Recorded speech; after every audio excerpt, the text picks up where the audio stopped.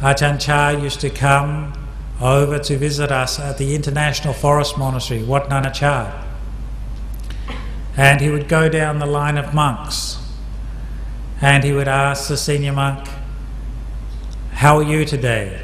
And the monk would say, "I'm fine." And he would say, "That's uncertain."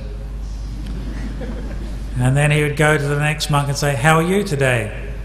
And he would say, "I'm so-so." And he'd say, "That's uncertain." Then he'd go to the monk down the end of the line and he'd say, "How are you today?" And he'd say, "I'm really suffering, Ajahn Chah. It's too hot, it's unpleasant, the mosquitoes are too many, I can't eat the food." And he'd say, "That too is uncertain." He would go down the line of 20 monks and it was only 2 or 3 words he would say, "That's uncertain, that's uncertain, that's uncertain." This idea of "this too will change" points to this fundamental realization of the Buddha. The ultimate truth of reality, which doesn't change, is that everything changes. So when you know, not just intellectually, understand completely that everything changes, then you can let go of the world. And then you can see the problems of life as they really are. Don't have to attach to them. When you know that this condition, this experience will change, then you can let go of it. Not attaching to it to be the way you want or not be the way that you want. Allow it to be as it is according to reality. And this ability to point out that everything is uncertain is a theme that would go through his teachings. One monk had had a motorbike accident before he became a monk, and then came to the monastery, and there was lots of sitting and walking meditation, and his knees became inflamed again, and it got so bad that he had to sit on a chair, and it was getting very painful and very difficult for him to do the chanting, to sit cross-legged, to have the meal, because most of that was done on the floor and there were very few chairs in the monastery. And he went to Ajahn Chah and said, "I'm having all this problem, this suffering because of my knees." And then he said, "It's not meant to be this way." And Ajahn Chah said, "If it's not meant to be this way, it wouldn't be this way."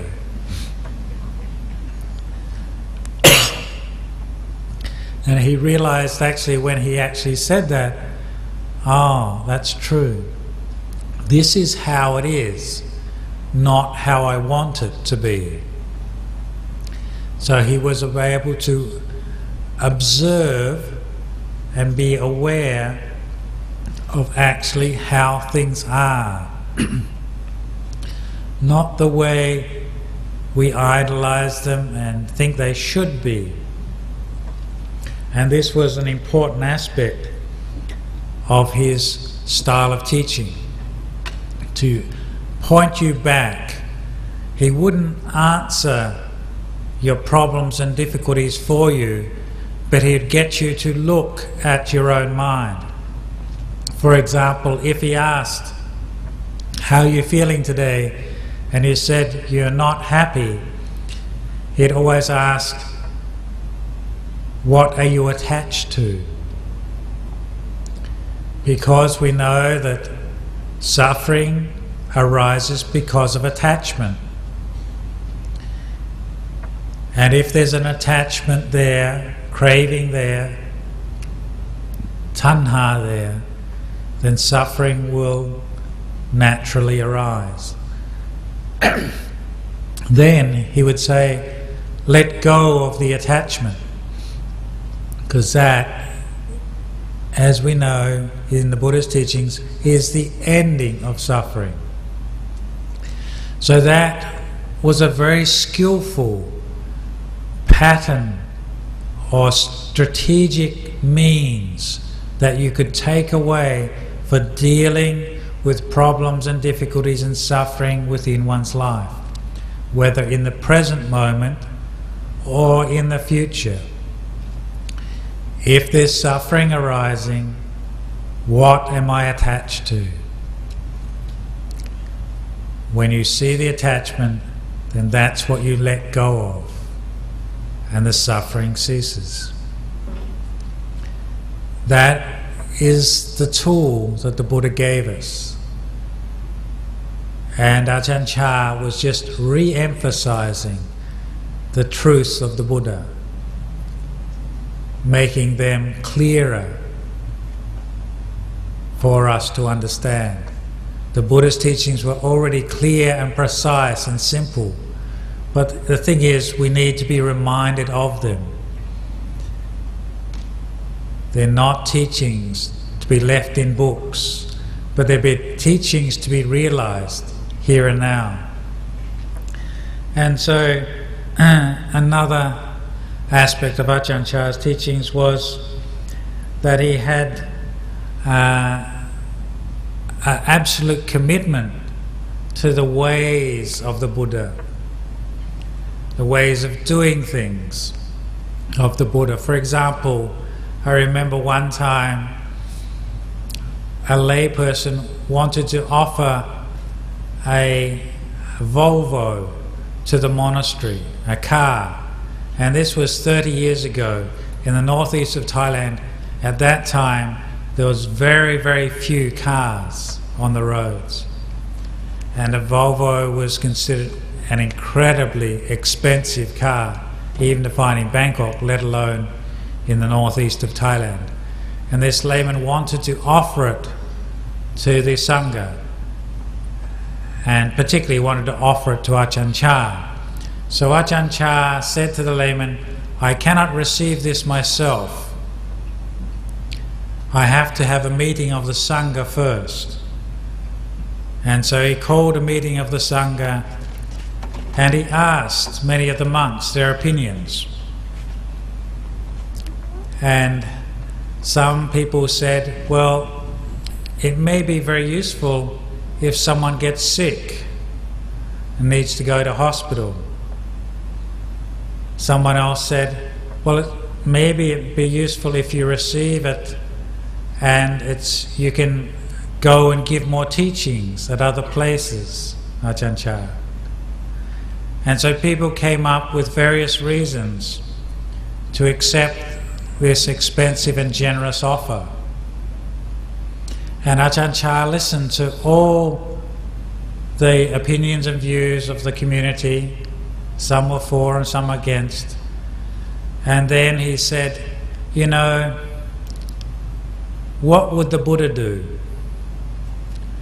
The Buddha spread the teachings for 45 years throughout India. He didn't have a car. I would be embarrassed as a disciple of the Buddha to accept this gift. At that, all the monks went silent and said, we agree with you. And it was those examples that he would put up to the community as a way of pointing us back to our source, to the Buddha, pointing us back to the source of the teachings of the Buddha, the Four Noble Truths, the Noble Eightfold Path, the Dhamma Vinaya. The other thing that he'd always point us back was towards respect to the Sangha. Ajahn Chah had immense respect for the Sangha, and that was highlighted many, many times, but one time very clearly when he became sick. Ajahn Chah developed a condition where he had pressure of fluid on the brain, and he had a stroke, and that affected his speech and his mobility. But his mind was absolutely alert, very bright and very clear. I looked after Ajahn Chah when he was in this period of illness, but he was still teaching throughout that time. His body was sick, but his mind wasn't. And the people that would come to him would often see him sick, just in the posters you see outside in the exhibition out the front door, sometimes sitting in a wheelchair. And they would get upset and feel sorry. They'd say, I feel so sorry that a great teacher like this is sick. And I would tell them that the body you see is sick, but that's not Ajahn Chah. If Ajahn Chah was still attached to the body, then he wouldn't be the person we know as Ajahn Chah. And I saw that so many times when he wasn't concerned for the body. And one time he'd had an operation to remove phlegm from his lungs, and you could see that he realized the body was getting close to passing away. And the doctors had to, they wanted to give him a food and medicine through a nasal drip. And he didn't want that. You could see he realized that he'd had enough. This was enough for this body. There was no further reason to stay alive. It's not that he didn't want to or wish to go. There's no cause. And he refused food and medicine at that time. And so the doctors became very concerned. And so all the monks, the senior monks, came in and asked Ajahn Chah, please, could you take the medicine, could you take food, and could you take liquids further to extend your life? And he remained silent. So then the next day we had a meeting of the Sangha, and then we went to Ajahn Chah and we paid respects to him as a community of monks and said, bowed down to him and said, Ajahn Chah, please, on behalf of the Sangha and all the laity, we request you as a community to take food and drink and extend your life for the well-being and happiness of us all. And it's only when we asked on behalf of the Sangha that he nodded his head and continued to extend his life for another 10 years. And it was because of that asking on behalf of the Sangha, because of his respect for the Sangha. And that, I thought, pointed back to the example in the Buddha's life where Venerable Ananda's mind was overcome by Mara, and he forgot or didn't ask because he was confused and overcome with sadness that the Buddha was going to pass away, because there wasn't a cause. Then the Buddha could not extend his life out of desire. There has to be a cause. In this particular case, the Buddha, Ajahn Chah would never compare himself to the Buddha, but in this case, the cause had to come from the Sangha, not just his own wish. And it was those examples that set up the standards in our tradition for always respecting the Sangha. And the other aspect of Ajahn Chah's training, once you'd come to him and accepted his training, is that once you became his disciple, then he would teach you to have great patience and endurance.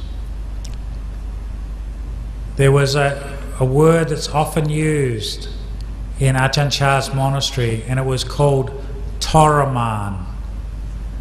And Toraman when translated into English, means torture. And Ajahn Chah was an expert in Toraman. But when you say that, it sounds unusual. How can a monk torture his disciples? It's interesting, you never got the feeling that there was any motivation coming from a self behind it, that it was for your own good, that somehow he saw a weakness there and he would make you rise up to the occasion. And I'll give you an example. I was sitting in the Abosada hall. We were doing the chanting of the 227 rules of the monks, and then the Ajahn Chah gave a Dhamma talk. Normally he'd talk for an hour or two and we'd leave, but this day he talked for 7 hours. Now if I talked for 7 hours to you tonight, then you would get an understanding of the word Toraman. Okay. Especially if you cannot leave this hall. You're not allowed to get up from your seat.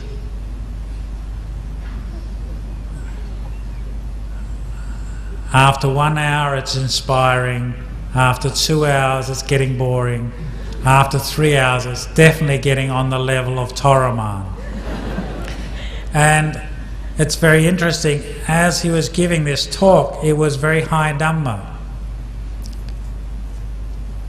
And he would then sometimes, I remember after 5 hours, my knees were screaming. And I was looking for a way out, but he couldn't leave. And I remember him looking around, and he looked straight at me and he said, "Are you suffering?" And I thought that was obvious. And then he said, "You have to find a way out of suffering in the mind. Don't run away from the suffering." Because the Buddha's teaching of the First Noble Truth is to understand and know and comprehend and transcend suffering. And so it was by pointing you back, and when he pointed me back to the mind, then you could see that yes, he was actually giving you the opportunity. Because if you were just to sit meditation alone in your hut, you normally don't sit for 7 hours straight.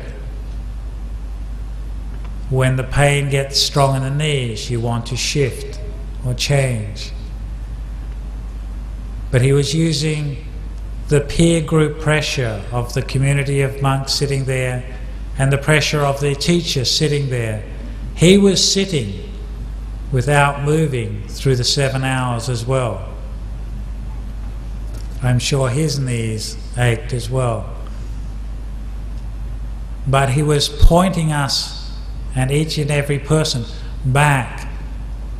Dukkha needs to be comprehended, investigated and understood and transcended through that understanding, not through running away.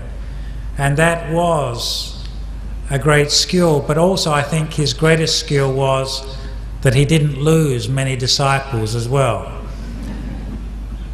Because if it's coming from the wrong place, you cannot do that again. I cannot get my monks at my monastery to sit for 7 hours while I give a talk, because of the paramitas are not there. The Dhamma is not the same.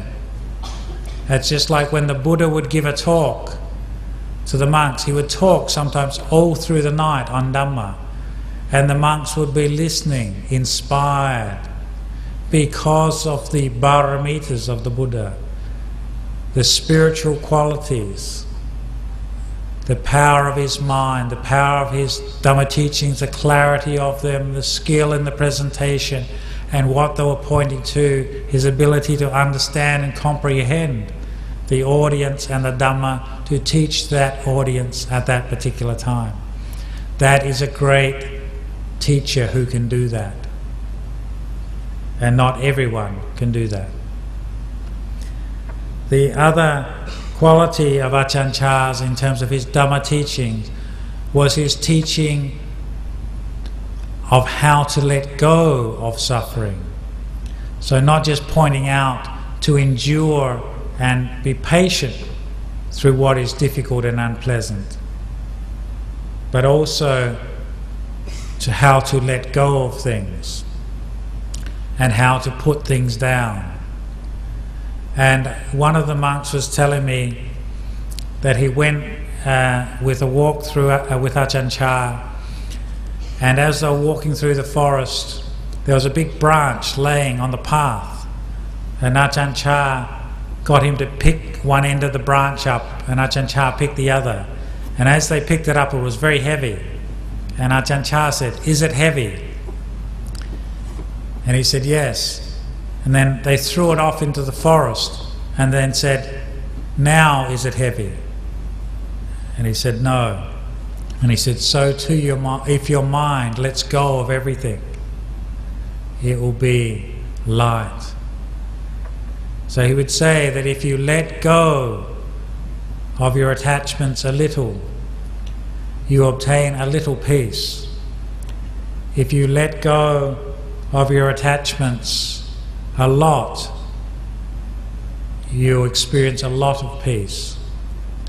If you let go of your attachments completely, you experience complete peace.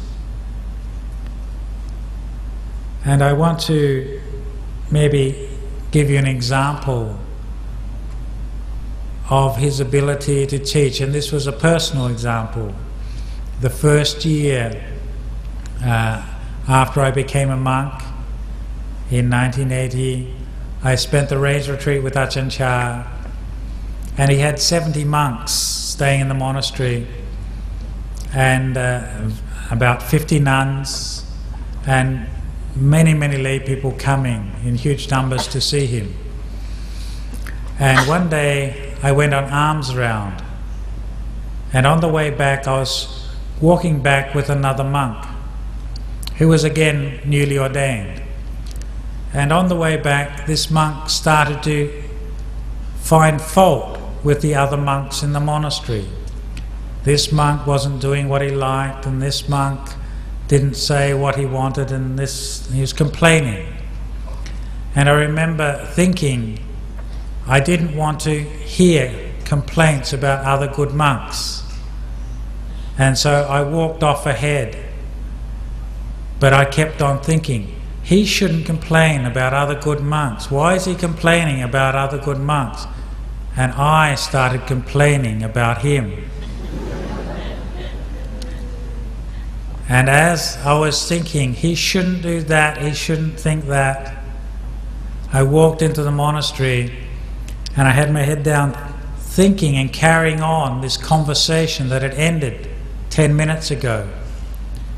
And then I heard someone say in clear English, "Good morning." And I looked up, and Ajahn Chah was standing a metre away from me with a big radiant smile on his face. And it was the first time I'd ever heard him speak English. It was he could only speak 2 phrases of English. The first one was "good morning," and the other one was, "Do you want a cup of tea?" Because he went to England twice, and everyone was always asking him, "Do you want a cup of tea?"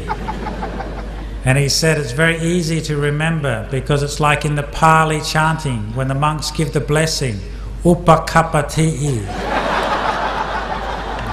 Do you want a cup of tea? And so he always remembered that. And so this was his chance to practice his English on me. He said, "Good morning." And I remember putting my hands in Anjali and smiling and responding, "Good morning, Ajahn Chah, good morning, Lumpur." We called him Venerable Father. "Good morning, Lumpur, Venerable Father." And he smiled, and of course my mood changed. I'd completely forgotten what this monk had said. Went back, we had the meal. That day I did sitting and walking meditation at my hut. And in the evening I decided to go and visit him, because I had learnt as a layman shiatsu, how to do pressure massage. And every now and then I would go to his hut and give him a foot massage. And he found that that was useful. So this day I decided, Ajahn Chah had said good morning to me, I'd go over and give him a foot massage. I went to his hut, and at that time there was about 10 or 15 monks sitting, talking on Dhamma to him and listening to him explain aspects of Dhamma. And he was sitting on a chair like this, a bamboo chair.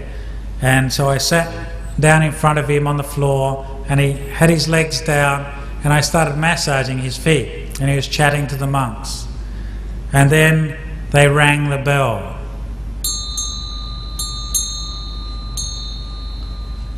It was time for evening chanting, and the hall for the evening chanting was very close to his hut.